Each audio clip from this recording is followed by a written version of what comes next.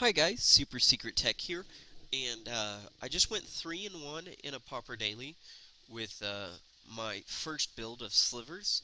After that, I realized that some things I definitely needed to change, and some things worked out really well for me. Uh, I realized that I definitely had too much mana because I had mana flood in rounds 3 and 4 that cost me games. Uh, so I'm going with this version with 20 lands, 4 plated slivers, and I just broke it up with the non-basics. Of course, the guild gates are really good, even though they come into play tapped because they get your mana fix color-wise, and it's a lot more reliable than just running all basics. Then I'm running 4 plated and 4 sidewinder slivers, which was the exact same as the previous version. 3 sentinels, 4 virulence, which I added a sentinel. I also added a spinneret, and then my addition for the lands was Sliver. It seemed like it'd get me a lot of reach against the aggressive decks as well as against the blue decks, because I had a really hard time with Delver, to say it lightly. And Quicksliver would have gave me some utility, and I think running 2 main and 2 in the board's the right way to do it, because he's not as big as a lot of the other 2-drop slivers. All the other ones are at least 2/2s, where he's a 1/1. But the flash effect is very powerful against mono blue, because you can make him counter at the end of their turn, and then untap and play more on your turn. So it just seemed like a really strong ability. Then my pump slivers, I kept all 12 of those. I kept the 3 Journey to Nowheres. I added in 2 travel preparations, just because it seemed like the games that I lost because I didn't have a lot of late game reach, and that's one of the ways that I can really add some late game reach, because it basically pumps 2 slivers and I can do it twice. So against the blue decks, they pretty much have to counter that spell. Against the non-blue decks, I should be able to just out aggro them. And then I'm keeping the Vines of Astwood. That card did a lot of work for me. I might even go up to 4. The only disadvantage if I go up to 4 is what to cut. It'd probably be a Journey to Nowhere. And I very well may do that before the next one. I'm not sure yet. But I'm kind of liking the way this is laying out.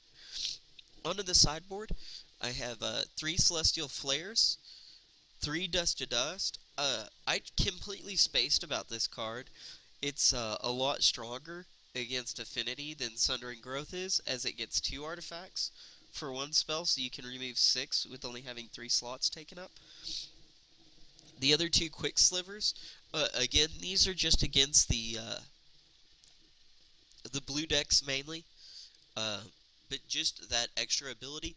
That, or if they're running a really heavy pump or really heavy creature, I could see bringing in Quicksliver as well, as it allows you to manipulate stuff on their turn, which makes their decisions in turn harder. Uh, Another Sentinel Sliver and another Spinneret Sliver on the board. Again, these are kind of just place fillers. There's just certain matchups where you want these particular 3 slivers in different orders. And so that's why I thought doing 8 main deck and 4 boards seemed like the best option, instead of running like, all of 2 of them main deck, and then, all of 4 of them in the sideboard. It just seemed like it'd play more out naturally this way, and be a little bit more unexpected. And it also gives you better game 1 matchups, which is key. Because both of these are really good against the blue decks, and these are really good against the aggro decks. So having the combination of both is pretty nice.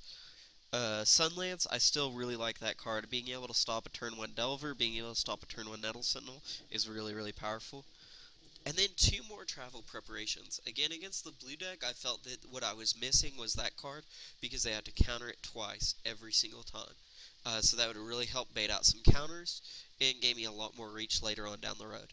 The other card that's worth noting that I don't have in here, that I might add in here, is put Apostle's Blessing instead of Journey to Nowhere, where I have no removal main deck, and I have 6 ways to stop them from targeting my creatures. That might be a solid way of looking at it too.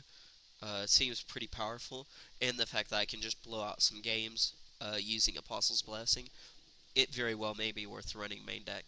But I want to do the quick deck tech just to get my ideas out after the tournament, the changes I wanted to make and why. I I hope you enjoyed it. I hope you had fun watching me play the daily and going 3-1 disappointingly. Uh, but still, I had a lot of fun and it was a good learning experience. And stay tuned, and I'll have more for you guys later.